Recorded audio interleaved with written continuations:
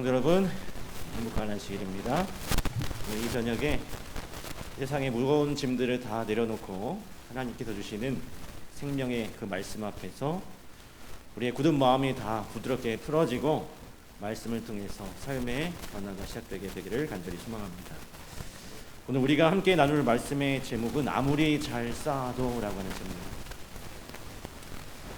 먼저 창세기 11장에 있는 이 바벨탑 사건의 이야기를 좀 살펴보겠습니다. 우리가 어릴 적부터 아주 많이 들었던 그 바벨탑 이야기, 아주 유명한 성경의 이야기죠. 인간의 그 교만이 부른 허무한 결말을 잘 보여주고 있습니다. 우리 본문의 말씀 창세기 11장 1절부터 4절까지 말씀 우리가 함께 읽도록 하겠습니다. 시작. 온 땅에 구음이 하나이요 언어가 하나이었더라.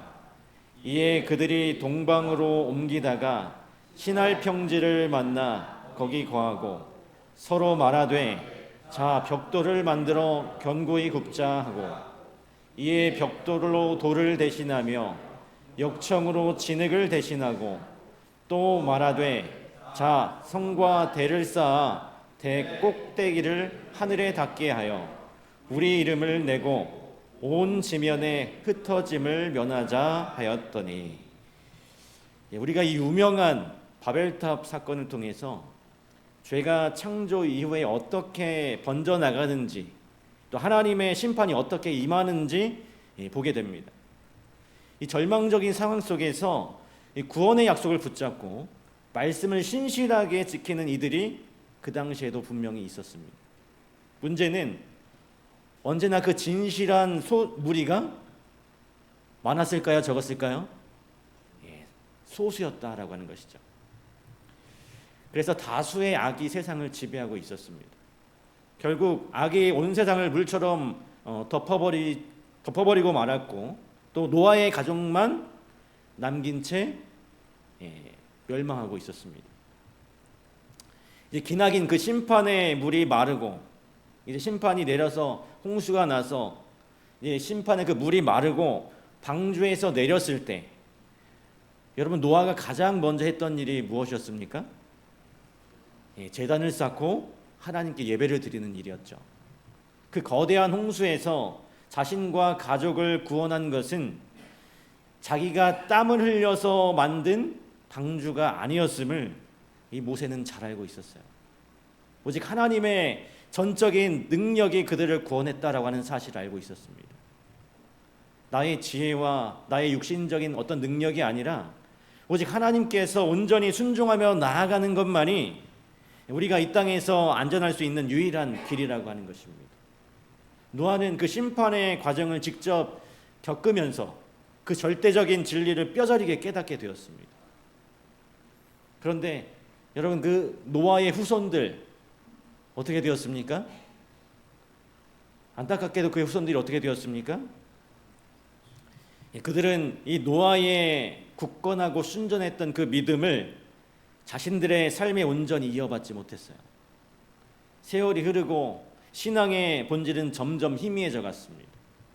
하나님의 율법을 거절하고 은혜를 반역하는 그 다수의 무리들이 또다시 세상을 지배하게 된 것입니다. 그 하늘을 찌를 듯한 바벨탑이 바로 그들의 작품이었죠. 결국 하나님께서 그들의 교만한 언어를 흩으시고 그 거대한 탑을 산산조각 무너뜨리셨습니다. 그리고 인간의 헛된 그 계획이 그곳에서 영원히 멈춰버리게 되었습니다. 그런데 여러분 저는 오늘 이 무너진 탑의 결과적인 사건 자체보다 그 이전의 영적인 어떤 그 상황을 좀 먼저 주목하고 싶습니다. 그들이 탑을 쌓기 전에 왜 그 신할 평지로 나아갔을까요? 왜 하나님과 점점 멀어지게 되었을까요? 오늘 그것이 이 이야기 가운데 중요한 문제 중에 하나인 것입니다. 여러분 이 신할 평지라고 하는 것이 그들이 그냥 우연히 걷다가 발견한 곳이 아니었습니다. 부조화 선지자에 보면 그들이 왜 그런 선택을 하고 동방으로 옮겨갔는지 그 영적인 타락의 배경을 설명하고 있습니다. 여기 이렇게 기록되어 있습니다. 그러나 그들의 수요가 증가하면서 배도가 일어나 분열이 생겼다. 그들의 창조주를 잊어버리고 그분의 율법의 제재를 벗어버리기를 갈망한 자들은 하나님을 두려워하는 그들의 형제들의 모본과 교훈을 귀찮게 여겼다. 그리하여 얼마 후에 그들은 하나님을 경배하는 자들과 분리되기로 결정했다. 여러분, 이 말씀의 의미가 여러분 들리십니까? 그들은 하나님을 경배하고 거룩하게 예배하는 일이 더 이상 즐겁지도 않고 기쁘지도 않았습니다. 하나님의 율법을 신실하게 지키며 살아가는 믿음의 형제들이 자기들 곁에 있는 것만으로도 그들은 숨이 막힐 정도로 심리적 부담을 느꼈다라고 하는 것입니다. 그 형제들의 구별되고 헌신된 신앙적인 그 삶이 마치 자기들의 방탕한 삶을 조용히 책망하는 것처럼 느껴졌기 때문이었습니다. 그래서 너무나 불편하고 거슬렸어요. 그래서 결국 그들은 하나님을 경외하는 자들을 훌쩍 떠나서 스스로의 정욕과 욕망을 채울 수 있는 그 성을 쌓기로 결심을 하게 된 것입니다. 이것이 바로 그 바벨탑이 세워진 진짜 무서운 배경인 것입니다. 마음속에서 하나님을 떠나기로 작정한 사람들이 반드시 자신의 힘으로 무언가를 맹렬히 쌓아 올리는 것이죠. 그냥 적당히 평범하게 행복하게 살고 싶어서가 아니라 반드시 자기 힘으로 무언가를 쌓기 위해서 그렇게 결심을 한 것입니다. 우리는 율법과 하나님 없이도 살 수 있다. 온 세상 사람들에게 그것을 증명하고 싶었던 것입니다. 내 힘으로 내 성공을 쟁취하겠다는 무서운 반역이죠. 오늘 이 시간에 우리 스스로 한번 정직하게 질문해 봤으면 좋겠습니다. 나는 지금 어떤 마음으로 매일의 신앙생활을 하고 있는가? 혹시 나는 생명 되시는 하나님의 거룩한 말씀과 율법을 나의 자유를 올가매는 낡고 답답한 규칙으로 여기면서 조금 귀찮고 부담스럽게 여기며 살고 있지 않은가? 이 정도쯤이야 하면서 부담을 내려놓기 위해서 내가 좀 타협하며 살고 있지 않는가? 오늘 우리들의 이 우리들의 삶이 이 영혼의 세상살이에 지쳐갈 때 사탄은 우리 귓가에 계속해서 은밀하게 속삭입니다. 하나님은 너의 자유와 진정한 행복을 방해하는 분이라고 속삭여요. 그러나 여러분, 오늘 그 거짓말에 우리는 절대로 속아서는 안 되는 것입니다. 이것이 바로 이 사단이 에덴 동산에서부터 써먹은 가장 오래되고 가장 악랄한 기만이라는 사실이에요. 여러분, 구약에 등장하는 사울 왕의 비극적인 그 경우, 사무엘상 13장의 긴박한 그 역사적 기록을 살펴보면 당시에 끔찍하고 두려운 상황이 이렇게 묘사되어 있습니다. 13장 5절입니다. 블레셋 사람이 이스라엘과 싸우려 하여 모였는데 병거가 3만이요 마병이 6천이요 백성은 해변에 모래같이 많더라. 그들이 올라와서 베다웬 동편 믹마스에 진침해 이스라엘 사람들이 위급함을 보고 절박하여 굴과 수풀과 바위 틈과 은밀한 곳과 웅덩이에 숨으며 어떤 히브리 사람들은 요단을 건너 갓과 길르앗 땅으로 가되 사울은 아직 길갈에 있고 그를 쫓은 모든 백성은 떨더라. 해변에 모래같이 셀 수 없는 막강한 적군이 그 연약한 이스라엘을 향해서 진을 치고 있었습니다. 백성들의 마음이 극심한 공포로 완전히 무너졌어요. 한 나라의 왕인 사울은 뒤로 도망칠 수도 없고 백성들은 눈앞에서 이 모래알처럼 뿔뿔이 흩어지는 것입니다. 그 마음이 어땠을까요? 얼마나 그 마음이 타들어가고 두려웠을까요? 왕으로서. 그런데 사무엘 선지자는 오기로 굳게 약속한 기한을 넘기고 오지 않습니다. 전쟁의 상황은 숨막히고 완전 악화되고 있는데 이 사무엘 선지자가 빨리 오지 않는 것입니다. 그래서 8절과 9절에 보니까요. 사울은 사무엘이 정한 기한대로 이레 동안을 기다렸으나 사무엘이 길갈로 오지 아니하매 백성이 사울에게서 흩어지는지라. 사울이 이르되 번제와 화목 제물을 이리로 가져오라 하여 번제를 드렸더니. 절망 속에서 기다리다 지친 사울은 스스로 제사를 드립니다. 왕은 절대 제사를 드릴 수 없다는 율법을 알면서도 국가적인 위기 상황이라는 다급한 핑계로 선을 넘게 된 것이죠. 그 절박한 생사의 순간에 사울에게 하나님의 율법은 도무지 앞뒤가 꽉 막혀서 이해할 수 없는 너무나 불편하고 거추장스러운 제약으로만 느껴졌던 것입니다. 당장 나라가 망해서 내 백성이 죽게 됐는데 제사 좀 내가 먼저 드린 게 도대체 무슨 큰 문제냐면서 스스로를 아주 강하게 합리화했을지도 모르겠습니다. 그러나 이것이 바로 사울의 돌이킬 수 없는 치명적인 패착이었고 오늘날 현대를 살아가는 우리가 위기의 순간에 종종 빠지는 너무나 위험하고 무서운 영적인 함정이라고 하는 사실입니다. 우리의 삶이 어느 날 속절없이 무너져 내리는 이유는 우리의 어떤 스펙이나 인생의 준비가 부족해서가 아닙니다.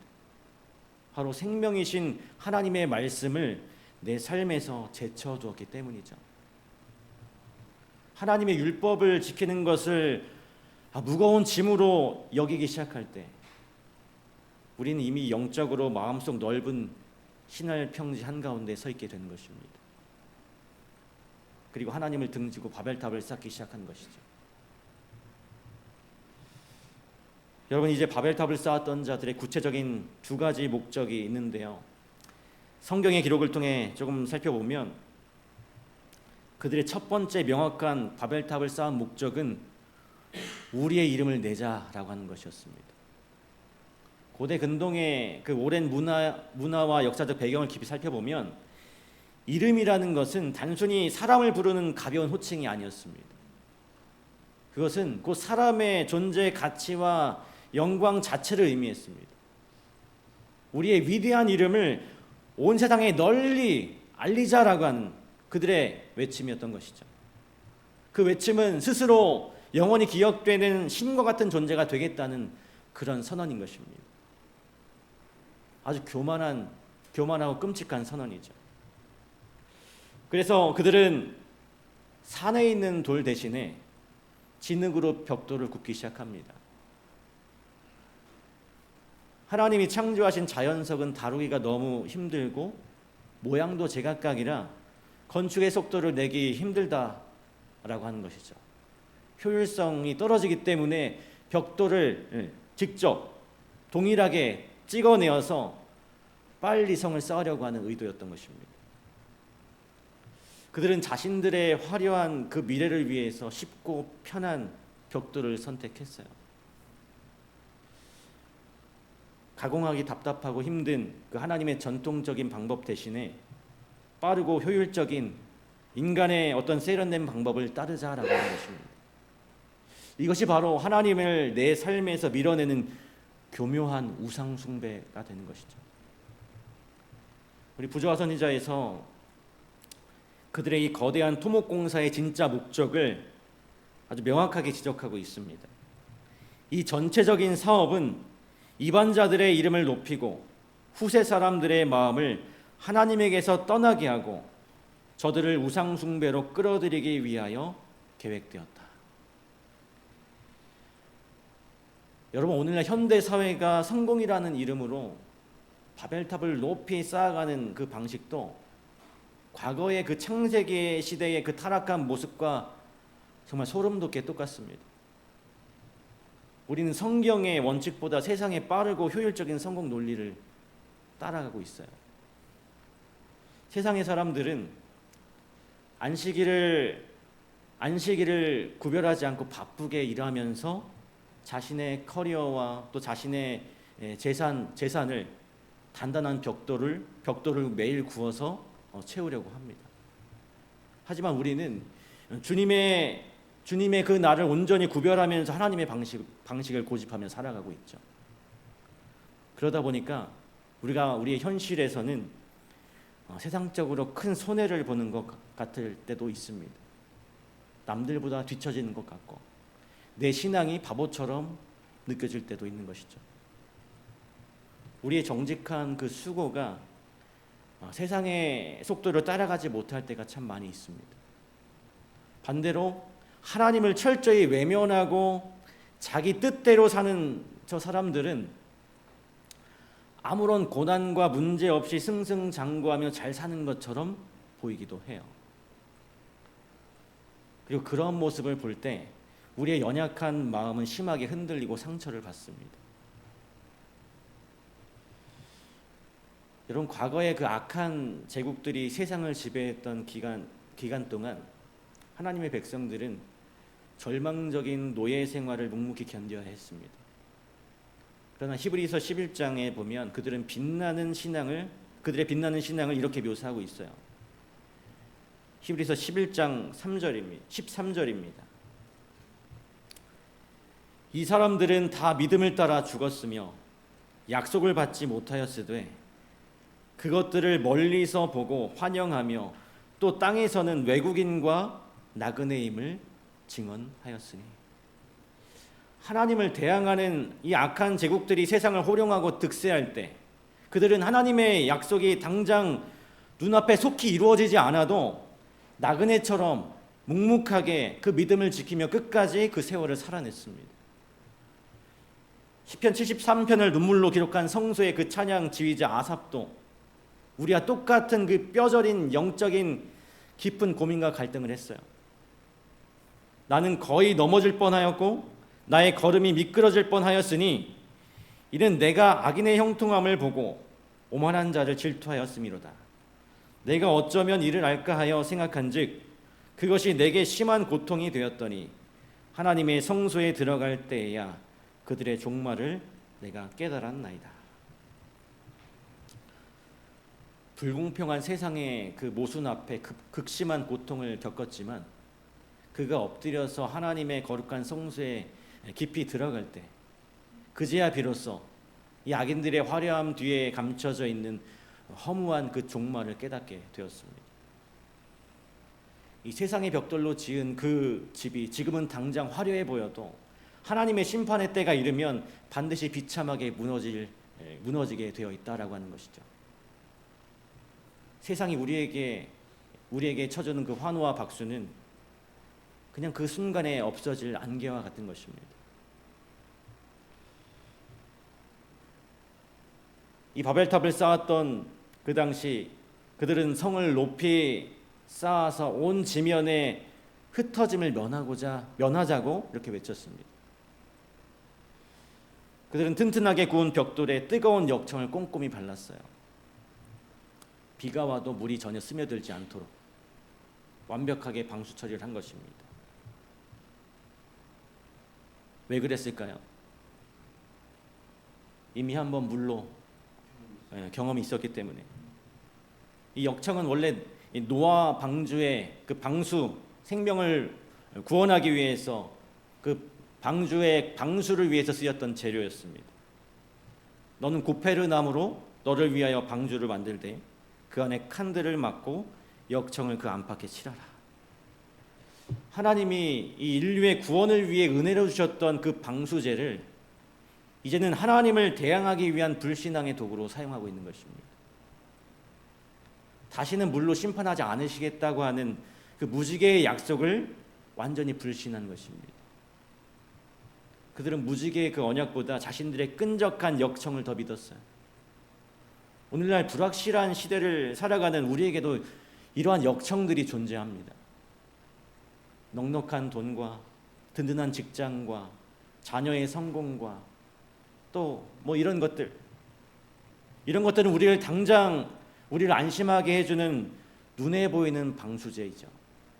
내 지혜와 내 힘으로 불확실한 미래를 완벽히 대비하는 것이 가장 현명하고 당연해 보이는 이 불안한 시대를 우리는 살고 있는 것입니다. 위대한 신앙인이었던 이 다윗 왕조차도 그의 평온한 황혼기에 자신의 막강한 군사들을 세워보면서 인간적인 역청을 은밀히 의지하려고 했습니다. 우리 사무엘 하 24장에 보면 그 어리석었던 인구조사의 보고를 이렇게 기록합니다. 24장 9절입니다. 요압이 백성의 수를 왕께 보고하니 곧 이스라엘에서 칼을 빼는 담대한 자가 80만 명이요 유다 사람이 50만 명이었더라. 이 권력과 안락함의 영적인 눈이 멀어버렸던 이 다윗의 교만한 마음을 지적하는 것은 놀랍게도 세속적인 군대 장관이었던 요압이었습니다. 요압조차도 인간의 힘을 세어보는 그 일이 얼마나 잘못되었는지 알고 있었어요. 요압이 왕께 아뢰되 이 백성이 얼마든지 왕의 하나님 여호와께서 100배나 더하게 하사 내 주 왕의 눈으로 보게 하시기를 원하나이다. 그런데 내 주 왕은 어찌하여 이런 일을 기뻐하시나이까? 결국 자신의 힘을 과시하려고 했던 다윗은 전염병으로 7만 명을 잃고 말아요. 오늘 우리를 거친 풍파 속에서 영원토록 단단하게 붙드시고 보호하시는 분은 오직 살아계신 하나님 한 분이십니다. 하나님께서는 이 거대한 바벨탑을 단숨에 무너뜨릴 때 요란한 천둥을 치거나 거대한 지진으로 땅을 가르지 않으십니다. 그저 그들의 교만한 입술의 언어를 살짝 다르게 흩으셨을 뿐이었어요. 치밀하고 인간의 지혜가 총동원됐던 그 오만한 건축 계획이 우주를 통치하시는 그 하나님의 그 작고 섬세한 그 손길 하나에 너무나도 허무하고 비참하게 와르르 무너져 내리고 만 것입니다. 오늘 부조와 선지자는 그들의 헛되고 비참한 종말을 이렇게 요약하면서 경고하고 있어요. 거만한 사람들은 한동안 큰 권력을 휘두르고 그들이 경영하는 모든 사업에 성공할지는 모르나 결국 그들은 실망과 불행만을 당할 것이다. 여러분, 만약에 여러분이 이제 놀이공원에 가서 그 롤러코스터를 타신다고 생각해 보시기 바랍니다. 여러분, 그 롤러코스터를 탈 때 우리가 뭘 의지하고 꽉 붙잡고 탑니까? 안전바를 꽉 붙들고 타죠. 그런데 그 안전바를 붙잡은 우리의 악력, 그 손이 우리의 생명과 안전을 진짜 보호해 줄까요? 그것은 그저 두려움에 떠는 그 불안한 마음을 달래주는 위안에 불과한 것입니다. 오늘 우리가 이 세상을 살아가면서 사력을 다해서 꽉 붙잡고 놓지 않으려고 하는 것들도 결국은 고장나면 아무 소용없는 심리적인 손잡이에 불과한 것들인 것입니다. 우리가 인생의 거센 그 폭풍 속에서 진짜 꽉 붙잡고 매달려야 하는 것은 언젠가 녹슬어버릴 세상의 헛된 재물이 아니라 그 재물의 차가운 손잡이가 아니라 나를 영원히 품으시고 완벽하게 보호하시는 그 하나님의 사랑의 손길을 꽉 붙들어야 하는 것이죠. 우리의 알 수 없는 그 미래에 대한 그 막연한 두려움과 삶의 무거운 짐으로 인해서 끊임없이 우리의 마음의 역청을 덧바르면서 우리가 괴로워하며 살아서는 안 되는 것입니다. 그 불안한 인간적 대비가 하나님을 향한 신뢰를 앞질러서는 안 되는 것이죠. 오늘 사랑하는 성도 여러분, 하나님께서 우리가 공들여 쌓은 그 바벨탑을 무너뜨리시는 것은 우리를 절망시키셔서 우리를 망하게 하려고 하시는 것이 아니라 참된 생명을 주시기 위한 것입니다. 진짜 안전하고 영원한 생명, 그것은 나의 능력이 아니라 하나님께만 있다라고 하는 사실을 우리는 기억해야 하는 것이죠. 내가 내 삶을 통제할 수 없는 그 연약한 먼지 같은 존재임을 깨달을 때 우리는 자아를 꺾고 비로소 하나님을 전적으로 의지하게 되는 것입니다. 다윗이 그 교만한 인구조사로 징계를 받고 눈물로 회개하며 제단을 쌓았던 그 타작마당 위에 훗날 하나님의 그 영광이 찬란하게 가득 찬 그 거룩한 솔로몬의 성전이 세워지게 되었습니다. 바벨탑을 쌓은 자들은 자기들의 이름을 내고자 했지만 흔적 없이 무너지게 되었어요. 그렇지만 묵묵히 순종했던 아브라함에게는 하나님이 친히 찾아오셨습니다. 그리고 위대한 약속을 그에게 주셨죠. 내가 너로 큰 민족을 이루고 내게 복을 주어 내 이름을 창대케 하리니 너는 복의 근원이 될지라. 내가 내 이름을 내려놓고 내가 내 이름을 세상에 내놓으려고 아등바등할 때는 이 바벨탑처럼 허무하게 무너지지만 내가 주님의 이름을 높이며 겸손히 엎드릴 때는 주님께서 우리를 높여주십니다. 이것이 성경이 우리에게 가르쳐주는 진리이고 위대한 은혜라고 하는 것입니다. 오늘 우리가 나눈 이 말씀의 제목처럼 우리는 아무리 밤낮으로 잘 쌓아도 인간의 얄팍한 그 지혜와 육신의 힘만으로는 결코 뚜렷한 그 한계의 벽에 부딪힐 수밖에 없는 것입니다. 우리의 연약한 인생이 위대하신 하나님 없이는 단 하루도 완성될 수 없음을 여러분 꼭 기억하시기 바랍니다. 그래서 우리가 날마다 주님과 함께 기도의 벽돌을 한 장씩 정성껏 쌓아가면서 우리의 보잘것없는 그 인생을 비바람에 견디고 또 가장 아름답고 견고한 영광의 성전을 짓는 여러분 모두의 삶이 되시길 간절히 바랍니다. 그래서 오늘 이 저녁에 내 마음속에 높이 세운 그 교만한 바벨탑의 이 벽돌들을 주님의 십자가 앞에 다 내려놓으시고 온전히 주님을 의지하시는 우리 모든 성도님들이 되시길 간절히 바라면서 말씀을 마치도록 하겠습니다.